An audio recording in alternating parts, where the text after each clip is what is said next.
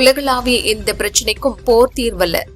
மோதல்களை பேச்சுவார்த்தை வாயிலாக தீர்க்க வேண்டுமே தவிர ராணுவ நடவடிக்கையால் தீர்க்கக்கூடாது என பிரதமர் மோடி தெரிவித்துள்ளார். பிரான்ஸ் அதிபர் இமானுவேல் மேக்ரானுடன் பிரதமர் மோடி தொலைபேசியில் பேசினார். இந்தியாவும் பிரான்சும் இணைந்து போரை நிறுத்த முயற்சிகள் மேற்கொள்வது குறித்தும் மேற்கு ஆசியாவில் மீண்டும் ஜனநாயகம் திரும்ப வேண்டும் என்பது குறித்து ஆலோசித்ததாகவும் பிரதமர் மோடி தெரிவித்தார். ஈரான் உச்ச தலைவர் அயதுல்லா அலி கமேனியின் மறைவுக்கு இந்தியா தரப்பில் வெளியுறவுத்துறை செயலாளர் விக்ரம் மிஸ்ரி இரங்கல் தெரிவித்துள்ளார். டெல்லியில் உள்ள ஈரான் தூதரகத்தில் கமேனிக்கு இரங்கல் தெரிவிக்கும் புத்தகத்தில் கையெழுத்திட்ட மிஸ்ரி ஈரான் தூதரை சந்தித்து ஆறுதல் தெரிவித்தார். கத்தாரின் தலைநகர் தோஹா மீது ஈரான் நடத்திய ஏவுகணை தாக்குதலை இடைமறித்து அழித்ததாக கத்தார் அறிவித்துள்ளது. பொதுமக்கள் பாதுகாப்பாக இருக்குமாறு கத்தார் அரசு வேண்டுகோள் விடுத்துள்ளது. அஜர்பைஜானின் நக்சிவன் சர்வதேச விமான நிலையம் மற்றும் அதன் அருகில் உள்ள பகுதிகள் மீது ஈரான் ட்ரோன் மற்றும் ஏவுகணை தாக்குதல்களை நடத்தியுள்ளது. இதில் 2 பேர் காயமுற்றனர். அமெரிக்கா இஸ்ரேல் படைகள் தாக்குவதால் தற்காப்பில் ஈடுபடுவதை தவிர தங்களுக்கு வேறு வழியில்லை என ஈரான் அதிபர் பெசஸ்கியான் தெரிவித்துள்ளார். இந்திய பெருங்கடல் பகுதியில் சுமார் 130 வீரர்களுடன் சென்று ஈரானின் தேனா போர்க்கப்பலை எவ்வித எச்சரிக்கையும் இன்றி அமெரிக்கா தாக்கி அழித்தது. இந்த அட்டூழியத்தை செய்த அமெரிக்கா கசப்பான விளைவுகளை நிச்சயம் சந்திக்கும் என ஈரான் எச்சரிக்கை விடுத்துள்ளது. லெபனானின் பெய்ரூட் விமான நிலையம் அருகே இஸ்ரேல் நடத்திய ஏவுகணை தாக்குதலில் 3 பேர் உயிரிழந்தனர். ஹார்முஸ் ஜலசந்தியில் சென்று கொண்டிருந்த டேங்கர் கப்பலில் ஈரான் நடத்திய தாக்குதலில் மேலும் 2 இந்தியர்கள் உயிரிழந்தனர். இந்தியாவில் எல்பிஜி எல்என்ஜிக்கு பற்றாக்குறை இல்லை, மாற்று வழிகளையும் ஆராய்ந்து வருவதாகவும் மத்திய அரசு திட்டவட்டமாக தெரிவித்துள்ளது. இந்தியாவில் உள்ள துறைமுகத்தை பயன்படுத்தி ஈரான் மீது அமெரிக்கா தாக்குதல் நடத்தியிருப்பதாக அமெரிக்க முன்னாள் ராணுவ கர்னலின் கருத்துக்கு மத்திய வெளியுறவுத்துறை அமைச்சகம் மறுப்பு தெரிவித்துள்ளது. அது முற்றிலும் உண்மைக்கு புறம்பானது என குறிப்பிட்டுள்ளது. ஈரானிய போர்க்கப்பலை தாக்கி அழித்த அமெரிக்கா பற்றி எந்தவொரு கருத்தையும் தெரிவிக்காமல் மத்திய மோடி அரசு மௌனம் காப்பது அதிர்ச்சி அளிக்கிறது. ஈரானில் நடந்த படுகொலைகள் குறித்தும் இதுவரை வாய் திறக்கவில்லை.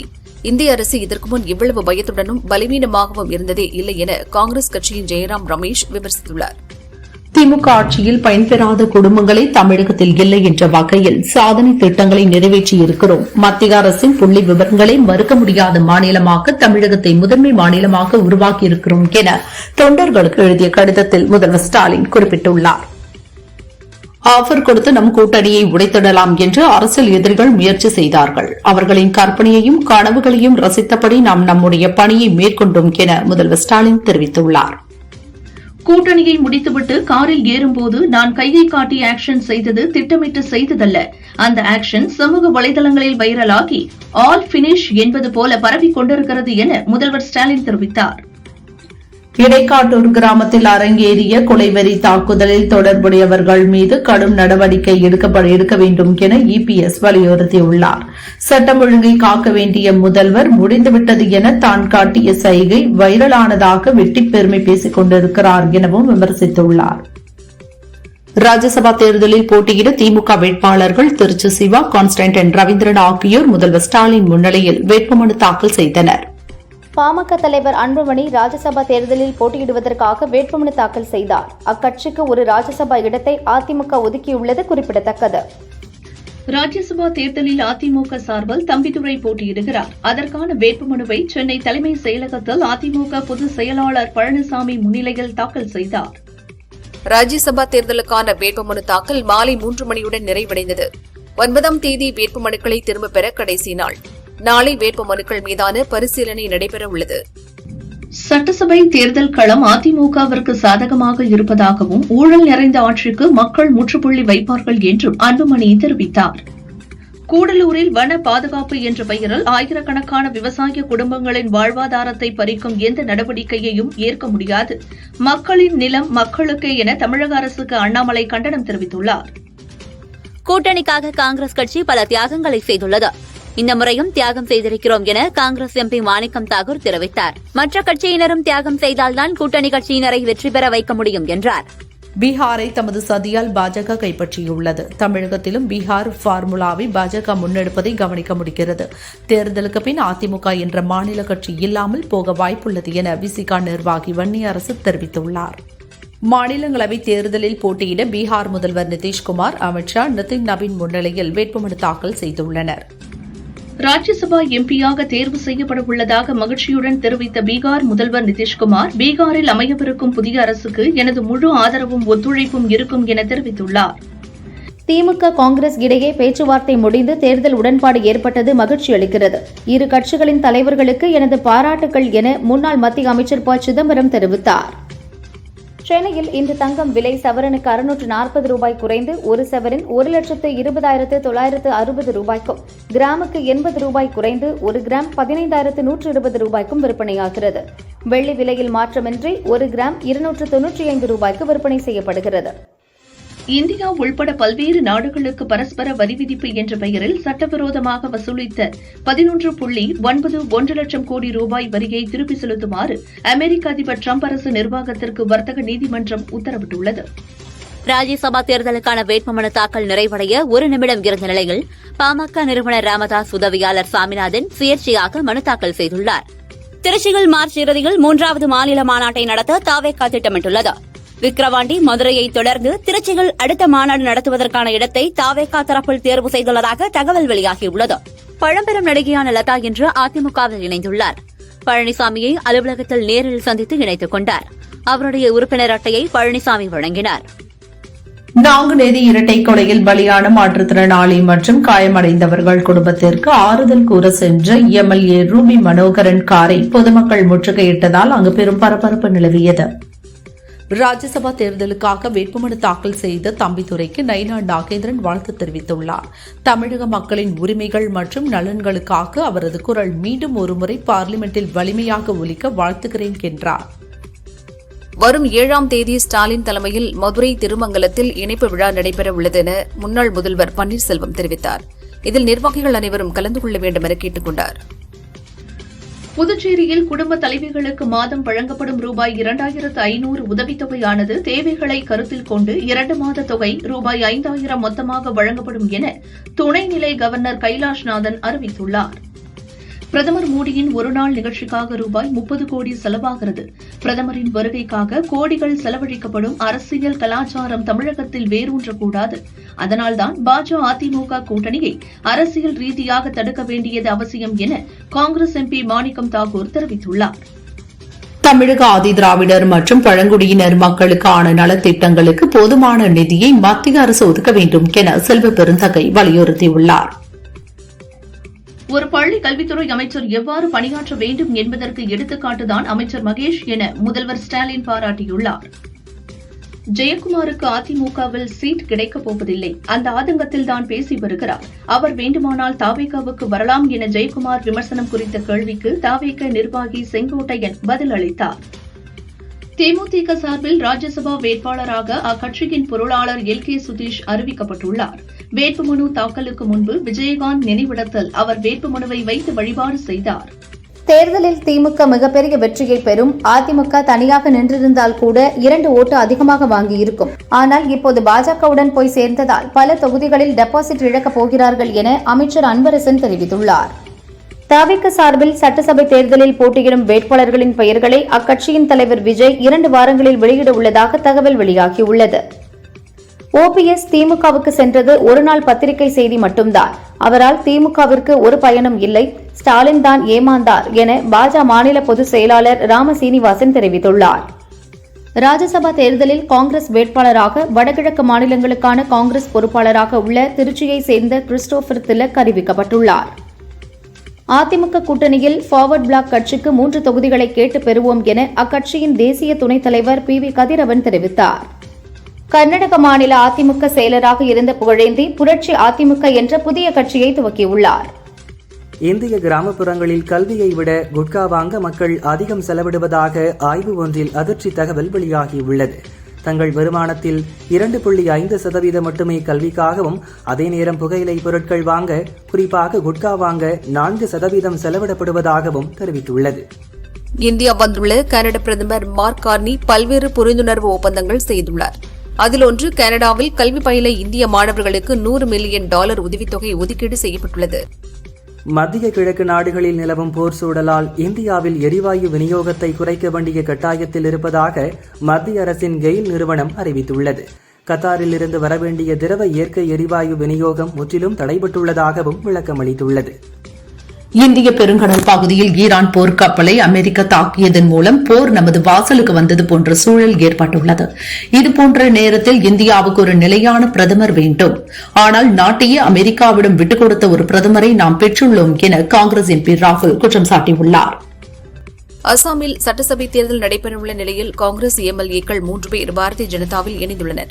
கடந்த மாதம் அம்மாநில முன்னாள் காங்கிரஸ் தலைவர் பூபேன் குமார் போரா பாரதிய ஜனதாவில் இணைந்தார். பீகார் முதல்வர் நிதிஷ்குமார் ராஜ்யசபா உறுப்பினர் ஆவதற்கு எதிர்ப்பு தெரிவித்து அவரது வீட்டின் முன்பு கட்சித் தொண்டர்கள் ஆர்ப்பாட்டத்தில் ஈடுபட்டனர்.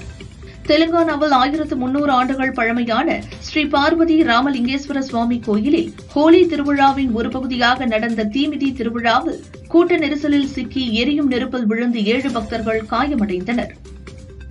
ஹார்மோஸ் நீரிணை மூடலால் ஈரான் அருகே 1109 மாலுமிகளுடன் சிக்கியுள்ள 37 இந்திய கப்பல்களை மீட்க மத்திய அரசு நடவடிக்கை எடுக்க வேண்டும் என இந்திய கப்பல் உரிமையாளர்கள் சங்கம் கோரிக்கை விடுத்துள்ளது.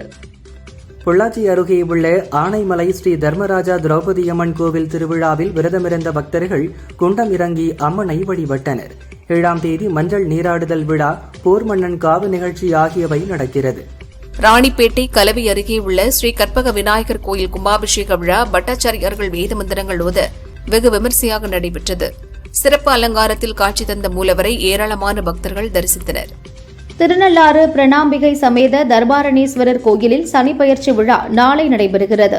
சனீஸ்வரர் நாளை காலை 8:24 மணிக்கு கும்பராசியில் இருந்து மீன ராசிக்கு இடம்பெயர்கிறார். அரக்கோணம் அரசு பள்ளி அருகே நாட்டு வெடி வெடித்ததால் பிளஸ் 2 தேர்வு எழுத வந்த தனியார் பள்ளி மாணவன் நாகராஜ் என்பவர் காயமடைந்தார். முதலுதவிக்கு பிறகு தேர்வு எழுத அனுமதிக்கப்பட்டார். தக்கோலம் போலீசார் விசாரிக்கின்றனர்.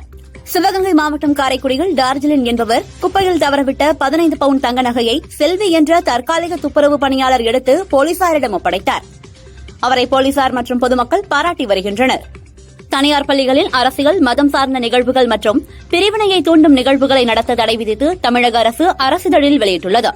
துபாயில் சிக்கி தவித்த குழந்தைகள், பெண்கள் உட்பட 358 பயணிகள் 3வது நாளாக இயக்கப்பட்ட சிறப்பு விமானம் மூலம் சென்னை மீனம்பாக்கம் ஏர்போர்ட் வந்தனர்.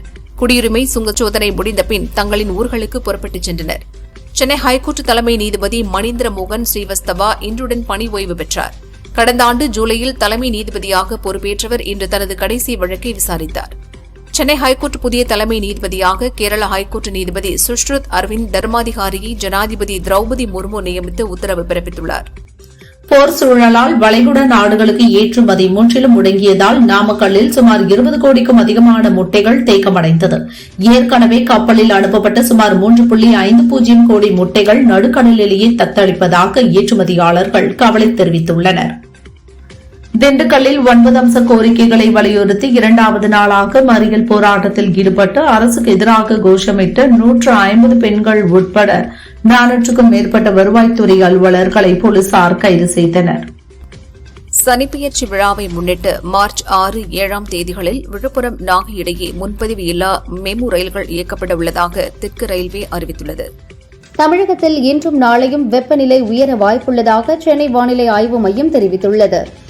நாங்குநேரி இரட்டை கொலை தொடர்பாக சமூக வலைதளங்களில் வன்முறையை தூண்டினால் கடும் நடவடிக்கை எடுக்கப்படும் என திருநெல்வேலி மாவட்ட போலீசார் எச்சரிக்கை விடுத்துள்ளனர். சென்னை மெட்ரோ ரயில் நிலையங்களில் இருந்து பல்வேறு இடங்களுக்கு இணைப்பு சேவையை வழங்க 220 ஏசி மின்சார மினி பஸ்களை முதற்கட்டமாக கொள்முதல் செய்ய தமிழக அரசு அனுமதி அளித்துள்ளது. போர் காரணமாக ஈரான் தனது கடல் எல்லை போக்குவரத்தை மூடியுள்ளதால் ஒரு வாரத்தில் 100 கோடி ரூபாய்க்கு தென்னை நார் ஏற்றுமதி பாதிக்கப்பட்டுள்ளது. ராமநாதபுரம் பனங்காட்டு பகுதியில் இருந்து இலங்கைக்கு கடத்துவதற்காக கொண்டுவரப்பட்ட 1300 கிலோ எடை கொண்ட 33 பீடி பண்டல்களை போலீசார் பறிமுதல் செய்தனர். கோவையில் குடிநீர் இணைப்பிற்காக ரூபாய் 5000 லஞ்சம் வாங்கிய மாநகராட்சி குடிநீர் இணைப்பு டேப் இன்ஸ்பெக்டர் மோகன் மற்றும் பிளம்பர் ஈஸ்வரன் ஆகியோரை லஞ்ச ஒழிப்பு போலீசார் கைது செய்தனர். முன்னாள் முதல்வர் பன்னீர்செல்வத்திற்கு எதிரான 4 தேர்தல் விதிமீறல் வழக்குகளை ரத்து செய்தது உயர்நீதிமன்றம். பரமக்குடி, திருவாடனை, திருப்புல்லானி, கீழக்கரையில் வழக்கு பதிவு செய்யப்பட்டிருந்தது. திருச்சி, திருவெரும்பூர் அருகே சட்டவிரோத விற்பனைக்காக வைத்திருந்த ஹார்ன்ஸ் உள்ளிட்ட 224 கிலோ குட்கா பொட்டலங்களை துவாக்குடி போலீசார் கைப்பற்றினர். ஜெகதீஸ்வரன் மற்றும் ஜமால் முகமது ஆகிய 2 பேரை கைது செய்து திருச்சி மத்திய சிறையில் அடைத்தனர். ஈரான் இஸ்ரேல் போரானது ஒரு வாரத்தை எட்ட உள்ள நிலையில் அமெரிக்கா கண்டம் விட்டு கண்டம் பாயும் மினிட்மேன் 2 ஏவுகணை சோதனை நடத்தியுள்ளது. கலிபோர்னியாவில் உள்ள வாண்டன்டெக்பர்க் விண்வெளி தளத்தில் இந்த சோதனை நடத்தப்பட்டது. ISIS மற்றும் அல்-கொய்தா உள்ளிட்ட பயங்கரவாத அமைப்புகளுக்கு எதிராக சர்வதேச அமைப்புகள் ஒன்றிணைந்து செயல்பட வேண்டும் என்று ஐநா கூட்டத்தில் இந்தியா அழைப்பு விடுத்துள்ளது. ஈரானுக்கு எதிரான போரில் சிறப்பாக செயல்படுகிறோம். நாங்கள் இப்போது மிகவும் வலுவான நிலையில் இருக்கிறோம் என அமெரிக்க அதிபர் டிரம்ப் தெரிவித்துள்ளார். அமெரிக்க அதிபர் டிரம்பின் மிரட்டலுக்கு பணிய மாட்டோம் என ஸ்பெயின் பிரதமர் பெட்ரோ சாnchez திட்டவட்டமாக தெரிவித்துள்ளார். அமெரிக்கா மற்றும் இஸ்ரேல் படைகள் தொடர்ந்து தாக்குதல் நடத்தி வருவதால் உயிரிழந்த ஆட்சியாளர் கமேனியின் இறுதிச் சடங்குகளை ஒத்திவைப்பதாக ஈரான் அறிவித்துள்ளது. அமெரிக்கா மற்றும் இஸ்ரேல் தாக்குதலால் ஈரான் முழுவதும் இதுவரை 1045 பேர் கொல்லப்பட்டிருப்பதாக அந்நாட்டு அரசு நிறுவனம் தெரிவித்துள்ளது. இந்திய கிரிக்கெட் ஜாம்பவான் சச்சின் டெண்டுல்கரின் மகன் அர்ஜுன் டெண்டுல்கருக்கும் பிரபல தொழிலதிபர் ரவிகாயின் பேத்தியும் தொழிலதிபருமான சானியா சந்தோக்கிற்கும் மும்பையில் திருமணம் நடந்தது. முன்னாள் பிரபல கிரிக்கெட் வீரர் சச்சின் டெண்டுல்கரின் மகனான அர்ஜுன் டெண்டுல்கரின் திருமணத்தில் தோனி சாக்ஷி தம்பதி கலந்து கொண்டனர். இது தொடர்பான புகைப்படம் வெளியாகியுள்ளது. ஹரிசங்கர் இயக்கத்தில் பவன் கல்யாண் நடித்த உஸ்தாத் பகத்சிங் படம் மார்ச் 26 வெளியாகும் என அறிவித்திருந்தனர். ஆனால் மார்ச் 19 வெளியிட திட்டமிட்டிருந்த நடிகர் யஷின் டாக்ஸிக் படம் தள்ளி வைக்கப்பட்டதால் உஸ்தாத் பகத்சிங் படத்தை ஒரு வாரம் முன்பே 19 வெளியீடு செய்வதாக அறிவித்துள்ளனர். படத்தின் பாடல்களுக்கு தேவி ஸ்ரீ பிரசாத், பின்னணிக்கு தமன் இசையமைக்கின்றனர். ஸ்ரீலீலா, ராஷி கண்ணா நாயகிகளாக நடித்துள்ளனர். மலையாளத்தில் பாவனா நடித்த அனோமி படம் கடந்த மாதம் வெளியாகி வரவேற்பை பெற்றுள்ளது. இப்படத்தை தமிழில் டப்பிங் செய்து நாளை வெளியிடுகின்றனர். பாவனா கூறுகையில், இது கதைக்கு முக்கியத்துவம் உள்ள படம். இது மாதிரியான படங்களில் நடிக்க விருப்பம், தமிழை புறக்கணிக்கவில்லை. நல்ல கதை கிடைத்தால் நடிக்க ரெடி. அதற்காக 6 மாதங்கள் கூட காத்திருப்பேன் என்று நடிகர் அஜித் சினிமா மற்றும் கார் ரேஸில் பிஸியாக இருக்கிறார். அஜித்தை தவிர அவரது குடும்பத்தினர் சினிமா வெளிச்சத்தில் இருந்து ஒதுங்கியே இருக்கின்றனர். இந்நிலையில் திருமண தகவல் மையத்தை நடத்தி வரும் அஜித்தின் அண்ணன் அனில்குமார் ஹாலிவுட் படம் ஒன்றில் நடிக்க ஒப்பந்தமாகி இருக்கிறார். இது பற்றி பேசிய அனில்குமார், கோகோ அண்ட் நட் என்ற ரொமான்டிக் காமெடி படத்தில் நிஜ வாழ்க்கையைப் போல் திருமண புரோக்கராக நடிப்பதாக தெரிவித்துள்ளார். பிரதீப் ரங்கநாதனின் உதவி இயக்குநர் மரியராஜா இளஞ்செழியன் இயக்கத்தில் ஜிவி பிரகாஷ், ஸ்ரீ கௌரி பிரியா, அப்பாஸ் உள்ளிட்டோர் நடித்துள்ள படம் ஹாப்பி ராஜ். ஜஸ்டின் பிரபாகர் இசையமைத்துள்ளார். இப்படம் மார்ச் 27 ரிலீஸ் ஆகும் என அறிவித்துள்ளனர். ஹிந்தி படங்களில் நடித்து வந்த மறைந்த நடிகை ஸ்ரீதேவியின் மகள் ஜான்வி கபூர் தெலுங்கில் தற்போது ராம் சரணுடன் பெத்தி படத்தில் நடித்து வருகிறார். ஜான்வி கூறுகையில், ஆந்திரா, தெலுங்கானா, தமிழகம் ஆகிய மாநிலங்களின் கலாச்சாரத்துடன் நான் மிகவும் இணைந்திருப்பதாக உணர்கிறேன். இந்த கலாச்சாரம் எனக்கு பரிச்சயமானது. என் அடையாளத்தின் ஒரு பகுதி. தமிழில் ஓரளவு பேச தெரியும். தெலுங்கு பேச பயிற்சி எடுத்து வருகிறேன் என்றார். சிவகுமார் முருகேசன் இயக்கத்தில் ராதிகா நடித்த தாய்க்கிழவி படம் வரவேற்பை பெற்றுள்ளது. படத்தில் நடிகர் கமலின் ரசிகராக நடித்த சிங்கம் புலியின் நடிப்பை பலரும் பாராட்டினர். படவிழாவில் பேசிய அவர், இதுவரை கமலை பார்த்ததில்லை. ரஜினி ரசிகராக இருந்தாலும் படத்தில் கமல் ரசிகராக நான் நடித்திருந்ததை பார்த்த பிறகு கமல் பாராட்டுவார் என நம்புவதாக கூறியிருந்தார். அதன்படியே படத்தை பார்த்த கமல் சிங்கம் புலியை நேரடியாக அழைத்து பாராட்டியுள்ளார். நடிகர் பரத் நடித்த பல படங்கள் தோல்வியடைந்துள்ளன. அவர் நடித்த 555 படத்தில் உடலை மெருகேற்றி 6 பேக் வைத்திருப்பார். அதற்காகப்பட்ட சிரமங்களை பகிர்ந்துள்ள பரத், 6 பேக் என்பது விபரீதமான முயற்சி. இதனை தயவு செய்து யாரும் முயற்சிக்க வேண்டாம்.